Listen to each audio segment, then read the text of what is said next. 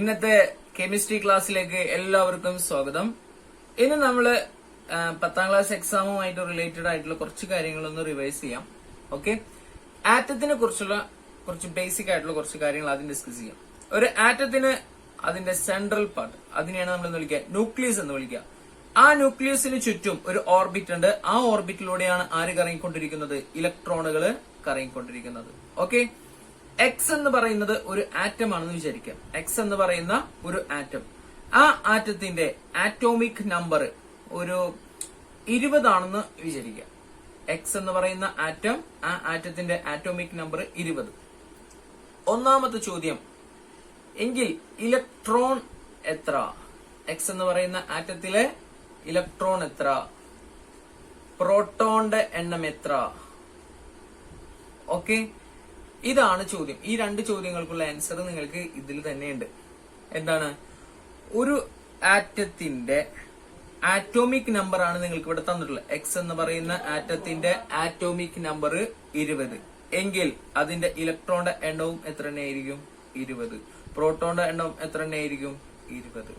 അപ്പൊ electron, proton, atomic number, ഈ ഒരു റിലേഷൻ നിങ്ങൾ പഠിച്ച് വെച്ചിരിക്കുക.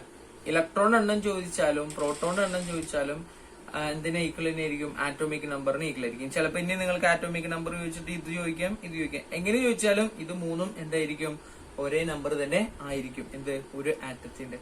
അപ്പൊ ഈ ഒരു റിലേഷൻ നിങ്ങൾ പഠിച്ചിരിക്കാലോ. ഓക്കെ ഓക്കെ ഇനി നമ്മൾ പഠിക്കാൻ പോകുന്നത് ഒരു ആറ്റത്തിന് എന്തുണ്ടായിരിക്കും? ഷെല്ലുകൾ ഉണ്ടായിരിക്കും. ഞാൻ പറഞ്ഞ ന്യൂക്ലിയസിന് ചുറ്റുമായിട്ട് എന്താണ് വലയം പോലെ കാണുന്നതാണ് എന്ത്? ഷെല്ലുകൾ. ആ ഷെല്ലുകളെ പ്രധാനമായിട്ടും 4ആയി തിരിച്ചിട്ടുണ്ട്. K shell, L shell, M shell, N shell. Okay, ഈ ഓരോ ഷെല്ലുകൾക്കും എന്തുണ്ടായിരിക്കും? സബ് ഷെല്ല് ഉണ്ടായിരിക്കും. സബ് ഷെല്ല് ഉണ്ടായിരിക്കും. ഏതൊക്കെയാണ് സബ് ഷെല്ലുകൾ നോക്കാം. S, P, D, F. ഓരോ ഷെല്ലിനും എന്തുണ്ടായിരിക്കും? സബ് ഷെല്ലുകൾ ഉണ്ടായിരിക്കും. കെ എന്ന് പറയുന്ന ഷെല്ലില് ഏതൊക്കെ സബ് ഷെല്ലുണ്ട്? കെ എന്ന് പറയുന്ന ഷെല്ലില് വെറും എസ് എന്ന് പറയുന്ന സബ് ഷെല്ല് മാത്രമേ ഉള്ളൂ. എൽ എന്ന് പറയുന്ന ഷെല്ലില് എസ് എന്ന് പറയുന്ന സബ് ഷെല്ലുണ്ട്, പി എന്ന് പറയുന്ന സബ് ഷെല്ലുണ്ട്. എം എന്ന് പറയുന്ന ഷെല്ലില് ഏതൊക്കെ സബ് ഷെല്ലുണ്ട്? എസും പിയും ഡിയും ഉണ്ട്. എൻ എന്ന് പറയുന്ന ഷെല്ലില് എസ്, പി, ഡി, എഫ് എന്ന് പറയുന്ന 4 സബ് ഷെല്ലുകളും പ്രസന്റ് ആണ്. ഇനി അടുത്ത കാര്യം, എസ് എന്ന് പറയുന്ന സബ് ഷെല്ലില് എത്ര ഇലക്ട്രോണുകളെ ഉൾക്കൊള്ളാനായിട്ട് സാധിക്കും? എസ് എന്ന് പറയുന്ന സബ് ഷെല്ലില് 2 ഇലക്ട്രോണുകള് മാക്സിമം ഉൾക്കൊള്ളാൻ സാധിക്കുള്ളൂ. പി എന്ന് പറയുന്നതിൽ മാക്സിമം 6 എണ്ണത്തിന് ഉൾക്കൊള്ളാൻ സാധിക്കുള്ളൂ. ഡി എന്ന് പറയുന്നതിൽ മാക്സിമം 10 എണ്ണം. എഫ് എന്ന് പറയുന്നതിൽ മാക്സിമം 14 എണ്ണം. ഓക്കെ, എങ്കിൽ നമുക്ക് ഈ ഓരോ ഷെല്ലിലും എത്ര എണ്ണം വീതം ഇലക്ട്രോൺ ഫില്ല് ചെയ്യുന്നുള്ളത് ചെക്ക് ചെയ്യാം. കെ എന്ന് പറയുന്ന ഷെല്ലില് എത്ര ഇലക്ട്രോണുകൾ മാക്സിമം ഫില്ല് ചെയ്യാം? ആകെ എസ് എന്ന് പറയുന്ന സബ് ഷെല്ല് മാത്രമേ ഉള്ളൂ, 2.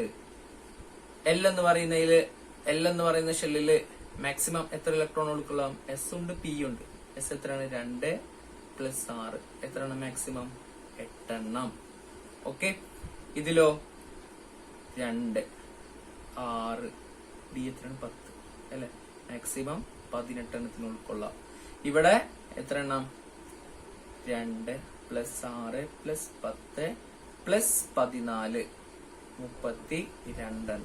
അപ്പൊ കെ എന്ന് പറയുന്ന ഷെല്ലില് മാക്സിമം ഉൾക്കൊള്ളാവുന്ന ഇലക്ട്രോൺ 2, എൽ എന്ന് പറയുന്ന ഷെല്ലില് മാക്സിമം ഉൾക്കൊള്ളാവുന്ന ഇലക്ട്രോൺ 8, എം എന്ന് പറയുന്ന ഷെല്ലില് മാക്സിമം ഉൾക്കൊള്ളാവുന്ന ഇലക്ട്രോൺ 18, എൻ എന്ന് പറയുന്ന ഷെല്ലില് മാക്സിമം ഉൾക്കൊള്ളാവുന്ന ഇലക്ട്രോൺ 32. ഓക്കെ ഓക്കെ നെക്സ്റ്റ് നമ്മള് ഈ സബ് ഷെല്ലുകൾ എന്താണ്, ഷെല്ലുകൾ എന്താന്നൊക്കെ നമ്മൾ ഡീറ്റെയിൽ ആയിട്ട് പഠിച്ചു. ഓരോ ഷെല്ലുകൾ കൂടും തോറും, ഓരോ ഷെല്ലുകൾ ഇപ്പൊ കെ ഷെല്ല് കഴിഞ്ഞാൽ എൽ ഷെല്ല്, അങ്ങനെ ഷെല്ലുകൾ എണ്ണം കൂടും തോറും ആ ആറ്റത്തിന്റെ എനർജി ലെവല് കൂടി എന്ന് പറയാം. എന്തിനാ? ആ ആറ്റത്തിന്റെ എനർജി ലെവല്. അങ്ങനെ എനർജി ലെവലിന്റെ ബേസിസിൽ സബ് ഷെല്ലുകൾക്ക് ഒരു എനർജി ലെവൽ ഉണ്ട്. സബ് ഷെല്ലുകൾക്ക് ഒരു എനർജി ലെവൽ ഉണ്ട്. ഏറ്റവും കുറഞ്ഞ എനർജി ലെവലാണ് 1s. അത് കഴിഞ്ഞാൽ പിന്നെ നെക്സ്റ്റ് 2s, അത് കഴിഞ്ഞാൽ അങ്ങനെ മേലേക്ക് വരും. അപ്പൊ ഇതിനൊരു ഓർഡർ ഉണ്ട്. എന്താണ് ഈ സബ്ഷെല്ലുകൾക്ക് ഒരു ഓർഡർ നമ്മൾ ഇവിടെ ഉണ്ടാക്കുന്നുണ്ട്. അപ്പൊ അതിനു മുന്നേ ഞാനൊരു കാര്യം ചോദിക്കാം. ഇവിടെ 1s എന്ന് പറയുന്ന സബ്ഷെൽ കോൺഫിഗറേഷൻ നിങ്ങൾക്ക് കാണാം, 1s. ഓക്കെ, അതുപോലെ 2s എന്ന് പറയുന്ന എന്താണ് സബ്ഷെൽ നിങ്ങൾക്ക് ഇവിടെ കാണാനായിട്ട് സാധിക്കും. എന്റെ ചോദ്യം ഇതാണ്, 1s-നാണോ അതോ 2s-നാണോ എനർജി കൂടുതൽ എന്നാണ് ചോദ്യം. 1s-നാണോ 2s-നാണോ എനർജി കൂടുതൽ എന്ന് ചോദിച്ചാൽ ഏതിനാണ് കൂടുതൽ? 2s-നാണ് എനർജി കൂടുതൽ, 1s-ന് എനർജി കുറവുമായിരിക്കും. ഓക്കെ, ക്ലിയർ ആയ? ഓക്കെ, അപ്പൊ നമ്മൾക്ക് ഈ സബ്ഷെല്ലിന്റെ എനർജി ഓർഡർ അനുസരിച്ച് നമുക്ക് എഴുതാം. ഏറ്റവും ചെറുതിൽ നിന്ന് തുടങ്ങാം. ഏറ്റവും ചെറുത് 1s, അതിന് മേലെ 2s, 2p, 3s, 3p, 4s, 3d, 4p, 5s, 4d വരെ നമുക്കിപ്പോ തൽക്കാലം ഇത്ര പഠിച്ചാൽ മതി. ഓക്കെ, അപ്പൊ ഇങ്ങനെ ഇതാണ് എനർജി ലെവൽ ഇങ്ങനെ കൂടി വരാണ് അല്ലെ സബ്ഷെല്ലിന്റെ. അതായത് നമുക്കറിയാം ഞാൻ ആദ്യം പഠിപ്പിച്ചെന്ന് ആറ്റോമിക് നമ്പർ. ഈ ആറ്റോമിക് നമ്പർ കൂടുന്നതിനനുസരിച്ച് ഈ സബ്ഷെല്ലിന്റെ ലെങ്തും എന്ത് ചെയ്തു വരും? കൂടി വരും. അപ്പൊ നമ്മൾക്ക് എങ്ങനെയാണ് സബ്ഷെൽ കോൺഫിഗറേഷൻ എഴുതുന്നത് ചെക്ക് ചെയ്യാം. ഓക്കെ, അപ്പൊ നമ്മൾ ഇവിടെ കുറച്ച് എലമെന്റ്സ് എടുക്കാണ് എക്സാമ്പിൾ ചെയ്യാനായിട്ട്. Nitrogen 7, atomic number 7 നൈട്രജന്റെ. അതുപോലെ തന്നെ സോഡിയം 11. അതുപോലെ തന്നെ ഒരു വേറെ എക്സാമ്പിൾ ക്ലോറിൻ എടുക്കാം, 17. ഓക്കെ, 3 ഇപ്പൊ തൽക്കാലം എക്സാമ്പിൾ ആയിട്ട് ഞാൻ എഴുതാം. അപ്പൊ നമ്മളെ കോൺഫിഗറേഷൻ സബ്ഷെൽ ഇലക്ട്രോണിക് കോൺഫിഗറേഷൻ അനുസരിച്ച് ഓർഡർ നമ്മൾ കാണാതെ പഠിക്കാനുണ്ട് അതൊക്കെ. അപ്പൊ ഫസ്റ്റത്തെ 1s. എസില് എത്ര എണ്ണം ഫില്ലാവും? എസില് ഞാൻ പറഞ്ഞ മാക്സിമം എത്ര എണ്ണം ഫില്ലാവും? 2 എണ്ണം. പിന്നെ അടുത്ത കോൺഫിഗറേഷൻ വരുന്ന ഏതാ? 2s. എസിൽ എത്ര എണ്ണം മാക്സിമം ഫില്ലാവും? 2. അടുത്തത് 2p അല്ലെ? ഇപ്പൊ നോക്കിയേ, നൈട്രജന്റെ എത്രയാണ് ആറ്റോമിക് നമ്പർ? 7. എത്ര എണ്ണം ഫില്ലായി? 2, 4 എണ്ണം ഫില്ലായിട്ടുള്ളൂ. ഇനി എത്ര എണ്ണം കൂടി വേണം? 7 ആവണമെങ്കിൽ 3. അപ്പൊ പിയിൽ എത്ര എണ്ണം? 3. ഓക്കെ, കഴിഞ്ഞില്ലേ? അപ്പൊ ഇനി നമുക്ക് ഇനി വേറെ സബ്ഷെൽ എഴുതണോ? വേണ്ട, ഇവിടെ വെച്ച് എന്തായി? കംപ്ലീറ്റ് ആയി. ഓക്കെ, ഇനി അടുത്തത് സോഡിയം.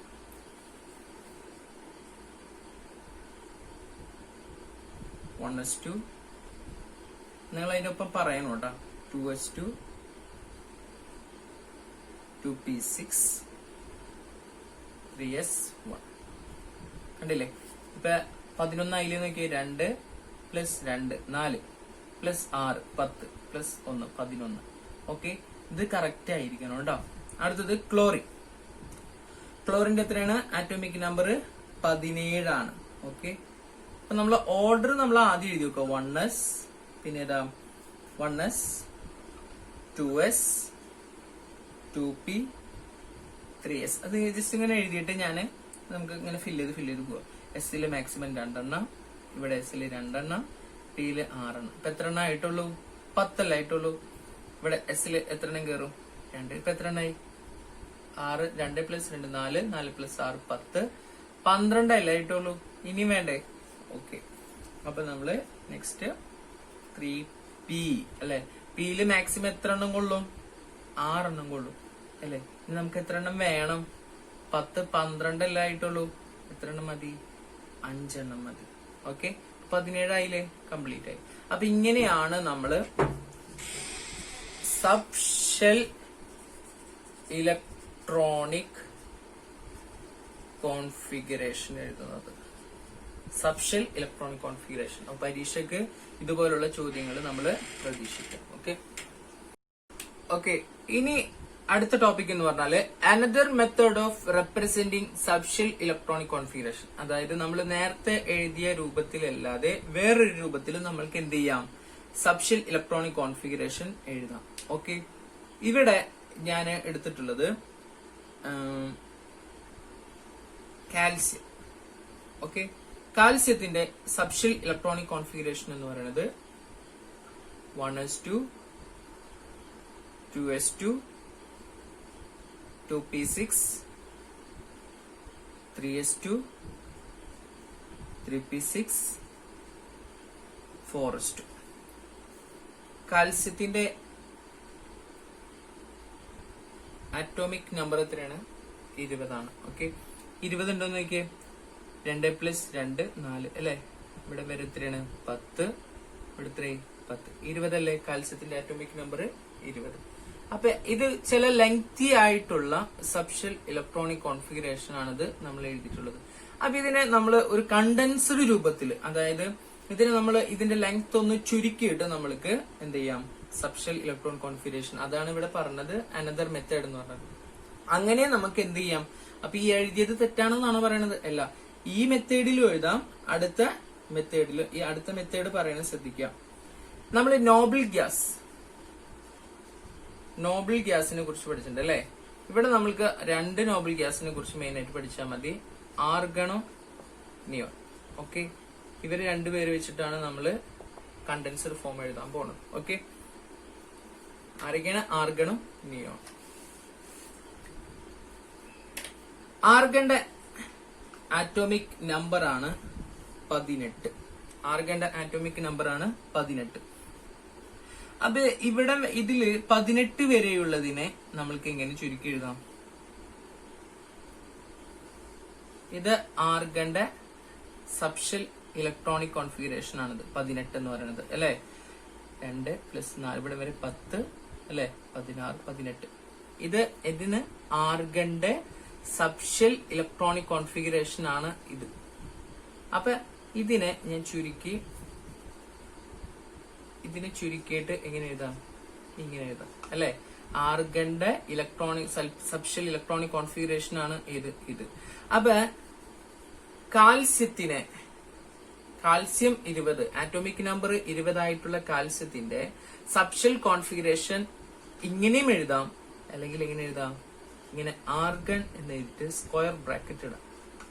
എന്നിട്ട് ബാക്കി വരുന്ന 4s2 ചേർത്ത് എഴുതാം. അപ്പൊ ഇത് ഒരു മെത്തേഡ്, ഇത് മറ്റൊരു മെത്തേഡ്. ഓക്കെ, അപ്പൊ ചിലപ്പോ നിങ്ങളുടെ കണ്ടൻസ്ഡ് ഫോമിൽ എഴുതാൻ പറഞ്ഞാല്, ചുരുക്കി എഴുതാൻ പറഞ്ഞാലും നിങ്ങൾ ഇങ്ങനെ എഴുതാൻ അറിഞ്ഞിരിക്കണം. ഓക്കെ, അടുത്ത മറ്റൊരു എക്സാമ്പിൾ ആണ് സോഡിയത്തിന്റെ ആറ്റോമിക് നമ്പർ 11. നിയോൺ എന്ന് പറയുന്നത് ഒരു നോബിൾ ഗ്യാസ് ആണ്. നേരത്തെ നമ്മൾ നോബിൾ ഗ്യാസ് ആർഗൺ പഠിച്ചു, അതുപോലത്തെ മറ്റൊരു നോബിൾ ഗ്യാസിൽ പെട്ട ഒരാളാണ് നിയോൺ. Neon atomic number 10. അപ്പൊ സോഡിയത്തിന്റെ സബ്ഷെൽ ഇലക്ട്രോണിക് കോൺഫിഗറേഷൻ നമുക്ക് എഴുതാം. 1s2 2s2 2p6 3s1. Okay, clear ആണോ? 1s2 2s2 2p6 3s1 11. ഇവിടെയും വരെ എത്രയാണ്? 10 ആണ് അല്ലെ. 2 + 2 4 + 6 എത്രയാണ്? 10. 10 എന്ന് പറയുന്നത് നിയോന്റെ സബ്ഷെൽ കോൺഫിഗറേഷൻ അല്ലേ. അപ്പൊ നമ്മൾക്ക്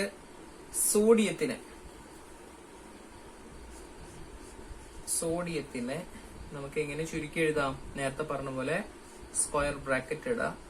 അതിന്റെ ഉള്ളില് നമ്മളെ നോബിൾ ഗ്യാസ് ആയിട്ടുള്ള ആരാണ്? നിയോൺ ആണ് അല്ലെ. ബാക്കി വരുന്ന 3s1 ചേർത്ത് എഴുതാം. അപ്പൊ ഇതൊരു മെത്തേഡ്, ഇത് ഒരു മെത്തേഡ്. ഓക്കെ, മനസ്സിലായി കാണുമല്ലോ. അപ്പൊ എന്തുകൊണ്ട് ഇവിടെ നിയോൺ എടുത്ത്, എന്തുകൊണ്ട് അവിടെ ആർഗൺ എടുത്ത്? നമ്മൾ നോക്കിയേ, നിയോൺ എന്ന് പറഞ്ഞാൽ 10 അല്ലെ. അപ്പൊ 10 അതിൽ മേലെ വരുന്നതിന് നമ്മൾ എന്താ, അടുത്ത് 10ന്റെ അടുത്തൊക്കെ വരുന്നതാണെങ്കിൽ നമുക്ക് ഇങ്ങനെ ഉപയോഗിക്കാം. 20 അടുത്തൊക്കെ വരുന്നതാണെങ്കിൽ നമുക്ക് ആർഗൺ ഉപയോഗിക്കാം. ആർഗന്റെ എത്രയായിരുന്നു ആറ്റോമിക് നമ്പർ? 18 ആണ്. നിയോന്റെ എത്രയാണ്? 10 ആണ്. അപ്പൊ ഇവര് അടുത്ത് വരുന്നത്, അതായത് 18 മേലെ വരുന്നാലും 10 മേലെ വന്നാലൊക്കെയാണ് നമ്മൾ എന്ത് ഉപയോഗിക്കാറ്, കണ്ടൻസർ ഫോം ഉപയോഗിക്കാറ്. Okay. Oxidation state of D block elements. Oxidation state അല്ലെങ്കിൽ ഓക്സിഡേഷൻ നമ്പർ കണ്ടുപിടിക്കുക എന്നുള്ളതാണ് നമുക്ക് ഇവിടെ പഠിക്കാനുള്ളത്. ഓക്കെ. ഇവിടെ ഞാനൊരു എക്സാമ്പിൾ എടുത്തിട്ടുള്ളത് MnO2.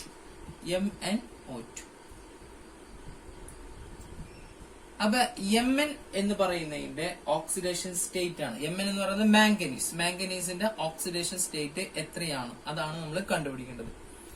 ഈ ഓക്സിജൻ എന്ന് പറയുന്ന ആളെ കുറിച്ച് നമുക്ക് പരിചയമുള്ളതാണ് അല്ലെ. ഓക്സിജന്റെ ആറ്റോമിക് നമ്പർ ആണ് എത്ര? ഓക്സിജന്റെ ആറ്റോമിക് നമ്പർ ആണ് എത്ര? 8 എന്ന് പറയുന്നത്. അപ്പൊ നമ്മൾ എഴുതുമ്പോൾ എങ്ങനെയാണ്? ആദ്യത്തെ ഷെല്ലില് എത്ര ഇലക്ട്രോൺ ഫില്ല് ചെയ്യും? ഓക്സിജന്റെ 2 ഇലക്ട്രോൺ ഫില്ല് ചെയ്യും. രണ്ടാമത്തെ ഷെല്ലില് 6 ഇലക്ട്രോൺ ഫില്ല് ചെയ്യും. ഇനി നിങ്ങൾ നോക്കിയേ, ഞാൻ ജസ്റ്റ് ചിത്രം വരച്ച് കാണിച്ചു തരാം. ഇത് ന്യൂക്ലിയസ്, ഓക്സിജന്റെ സ്ട്രക്ചർ ആണ് വരയ്ക്കുന്നത്. ആദ്യത്തെ ഷെല്ലില് 2 ഇലക്ട്രോണ്, രണ്ടാമത്തെ ഷെല്ലില് 1 2 3 4 5 6. ഇവിടെ ഇനി എത്ര രണ്ടാമത്തെ ഷെല്ലില്, ഒന്നാമത്തെ ഷെല്ല് കംപ്ലീറ്റ് ആണ്, രണ്ടാമത്തെ ഷെല്ല് കംപ്ലീറ്റ് ആണോ? അല്ല. രണ്ടാമത്തെ ഷെല്ല് കംപ്ലീറ്റ് ആവണമെങ്കിൽ എത്ര എണ്ണം വേണം? 8 എണ്ണം വേണം. അവിടെ 8 എണ്ണം എന്താ? ഇല്ല. എത്ര എണ്ണം ഉള്ളൂ? 6 എണ്ണം ഉള്ളൂ. ഇനി എത്ര എണ്ണം കിട്ടിയാലാണ് കംപ്ലീറ്റ് ആവാ? 2 എണ്ണം കൂടി കിട്ടണം അല്ലെ. ഒരു 2 ഇലക്ട്രോണും കൂടി എവിടെന്നെങ്കിലും വന്ന് ചേർന്ന് കഴിഞ്ഞാൽ അവരെന്തായി? അവരുടെ ഈ അതായത് ഓക്സിജന്റെ അവസാനത്തെ ഷെല്ല് കംപ്ലീറ്റ് ആവും. അപ്പൊ 2 ഇലക്ട്രോണുകളെ സ്വീകരിക്കാനുള്ള ചാൻസ് ആർക്കുണ്ട്? നമ്മുടെ ഈ പറയുന്ന ഓക്സിജൻ ഉണ്ട്. 2 ഇലക്ട്രോണ് സ്വീകരിക്കുമ്പോൾ ഓക്സിജന്റെ ചാർജ് എന്ന് പറയുന്നത് -2 ആണ്. 2 ഇലക്ട്രോൺ സ്വീകരിക്കുന്നത് കൊണ്ട് ഓക്സിജന്റെ ചാർജ് എന്ന് പറയുന്നത് -2 ആണ്. ഈ ഒരു കോൺസെപ്റ്റ് അല്ലെങ്കിൽ ഈ ഒരു ഐഡിയ നിങ്ങൾക്ക് മനസ്സിലായി കാണുമെന്ന് വിചാരിക്കണം. ഓക്കെ. ഈ ഒരു സങ്കല്പം വെച്ചിട്ടാണ് നമ്മൾ ഇനിവിടെ ചെയ്യേണ്ടത്. ഇതറിഞ്ഞാൽ മാത്രമാണ് ഇത് എളുപ്പമാവുള്ളൂ. ഓക്കെ. ഓക്കെ. അപ്പൊ ഞാനൊന്ന് വലുതാക്കി എഴുതാം. MnO2. ഓക്സിജന്റെ നമ്പർ, ഓക്സിഡേഷൻ നമ്പർ നമ്മൾ നേരത്തെ പഠിച്ചു -2 അല്ലെ. ഈ -2 ഞാനിവിടെ ഇട്ട് കൊടുക്കാണ്. അപ്പൊ ഓക്സിജൻ എത്ര എണ്ണം ഉണ്ട്? 2 ഓക്സിജൻ ഉണ്ട് അല്ലെ. മാംഗനീസ് എത്ര എണ്ണം ഉണ്ട്? മാംഗനീസ് ഒരെണ്ണല്ലേ ഉള്ളൂ, ഒന്നുള്ളൂ. മാംഗനീസിന്റെ ഓക്സിഡേഷൻ നമ്പർ അറിയില്ല, അതുകൊണ്ട് ഞാൻ ഇതിനെ X എന്നിട്ടു. ഓക്കെ. അപ്പൊ മാംഗനീസ് എത്ര എണ്ണം ഉണ്ട്? 1 ഇൻറ്റു മാംഗനീസിന്റെ ഓക്സിഡേഷൻ നമ്പർ അറിയില്ല, അപ്പൊ അതിനെ X എന്ന് കൊടുത്തു. ഓക്കെ. പ്ലസ് ഇവിടെ എത്രയാണ് ഓക്സിഡേഷൻ നമ്പർ? -2 ഇൻറ്റു എത്ര ഉണ്ട്? 2. ഇതിന്റെ രണ്ടും ആഡ് ചെയ്ത് കഴിഞ്ഞാൽ നമുക്ക് എത്ര കിട്ടണം? 0 ആണ് കിട്ടേണ്ടത്. ഓക്കെ. നെറ്റ് ചാർജ് എത്ര ആയിരിക്കണം? ടോട്ടൽ 0 ആയിരിക്കണം. അപ്പൊ 1 ഇൻറ്റു എക്സ് എന്ന് പറഞ്ഞാല് X plus -2 into 2 -4 equal to 0. അപ്പൊ ഇവിടെ എന്തായി? പ്ലസ് മൈനസ് വരുന്നത് മൈനസും. X ഈക്വൽ ടു -4 അങ്ങോട്ട് പോകുമ്പോൾ 4. പോസിറ്റീവ് 4 അല്ല ആൻസർ കിട്ടിയേ. അപ്പൊ മാംഗനീസിന്റെ ഓക്സിഡേഷൻ നമ്പർ എന്ന് പറയുന്നത് എത്രയാണ്? +4 ആണ്. ക്ലിയർ ആണോ? അടുത്ത എക്സാമ്പിൾ നോക്കിയേ. Mn2O3. അപ്പൊ നിങ്ങൾക്ക് എല്ലാവർക്കും പറയാലോ മാംഗനീസ് എത്രയാണ്? മാംഗനീസിന്റെ ഓക്സിഡേഷൻ നമ്പർ നമുക്കറിയോ? ഇല്ല, അതുകൊണ്ട് X ആക്കി എടുക്കും. അറിയാത്തതിന് നമ്മൾ X ആക്കി എടുക്കാം. ഓക്സിജന് നമ്മൾക്കറിയാം എത്രയാണ്? -2 ആണ്. അപ്പൊ X ഇൻറ്റു എത്ര ഉണ്ട്? മാംഗനീസ് 2 എണ്ണം ഉണ്ട് അല്ലെ. പ്ലസ് -2 ഓക്സിജന്റെ ഓക്സിഡേഷൻ നമ്പർ -2 ഇൻറ്റു എത്ര ഓക്സിജൻ ഉണ്ട്? 2. ഇത് രണ്ടും ആഡ് ചെയ്യുമ്പോൾ നമുക്ക് എത്ര കിട്ടണം എന്ന് പറഞ്ഞാൽ 0 അല്ലെ. അപ്പൊ X into 2 2x plus -2 into 3 -6 equal to 0. 2x ഇവിടെ പ്ലസ് മൈനസ് അടുപ്പിച്ച് വന്നതുകൊണ്ട് -6 equal to 0. 2x equal to -6 അപ്പുറത്ത് പോവും അല്ലേ? അപ്പൊ എന്താവും? +6.